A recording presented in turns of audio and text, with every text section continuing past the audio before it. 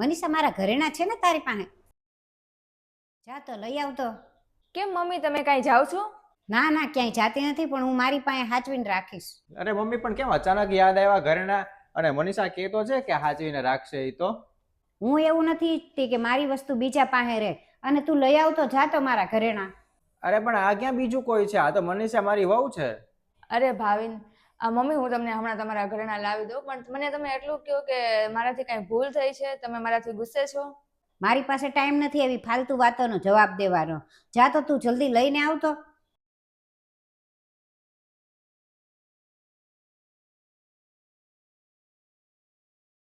આ તમને શું થઈ ગયું છે મમ્મી? તમને ખબર છે મનીષાને કેટલું ખોટું લાગ્યું હશે આ વાતનું? લ્યો મમ્મી તમારા ઘરેણા.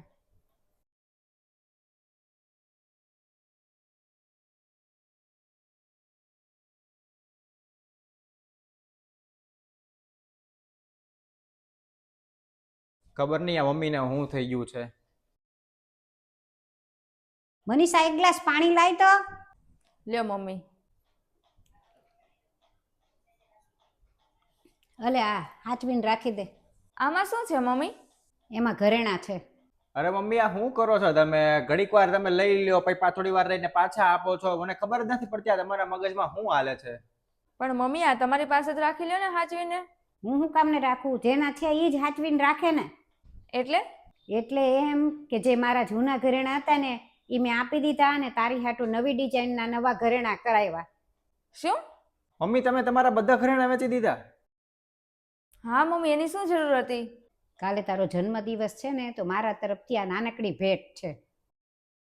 અરે તમને ખબર તો છે કે મારી ઉંમર થઈ ગઈ છે, તો મારે ક્યાં સુધી પછી મારા ઘરેણા હાચવી રાખવા, અને હું મરી જાઉં પછી એ ઘરેણા શું કામ લાગે? એટલે મેં વિચાર કર્યો કે આ જૂના ઘરેણા ભંગાવીને નવા ઘરેણા મનીષા તારી હાટું કરાવી નાખ.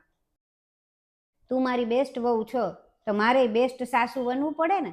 હા મમ્મી, દુનિયામાં છે ને અમથાત તે બધા સાસુ વહુનો સંબંધ ખરાબ કરી નાખ્યો છે ને તમારા જેવી સાસુ બધા ઘરમાં હોય ને તો કોઈને ઘરની યાદ જ ન આવે. આમ જો આવી રીતે આપણે વહુને દીકરીની જેમ રાખીએ ને, તો એ રીતે આપણને એની માની જેમ જ હાચવે. આ તો ખાલી એક ઘરેણાનું ઉદાહરણ જ આપ્યું છે, બાકી એને આવી રીતે વારે તહેવારે કંઈક ને કંઈક આપણે આપતા રહીએ તો એને આનંદ થાય, અને એ આપણને સારી રીતે સાચવે. અને દરેક વહુને પણ સમજવું જોઈએ કે જેવી જ રીતના એ એના મમ્મી સાથે રહે છે, તો એવી જ રીતના એના સાસુ સાથે રહેવું જોઈએ. જેમ એના મમ્મીને સાચવે છે એવી જ રીતે એના સાસુને પણ સાચવવું જોઈએ, તો બંનેના સંબંધ બહુ સારા રહે. ઘણી બધી જગ્યાએ એવું થતું હોય છે કે સાસુની અને મમ્મીની તુલના કરતા હોય છે, પણ એવું ન કરવું જોઈએ, કેમ કે સમયે સમયે આપણે પણ બદલતા રહેવું જોઈએ, અને આપણે સમજવું જોઈએ, અને થોડુંક જતું પણ કરવું જોઈએ, તો સંબંધો સારા રહે.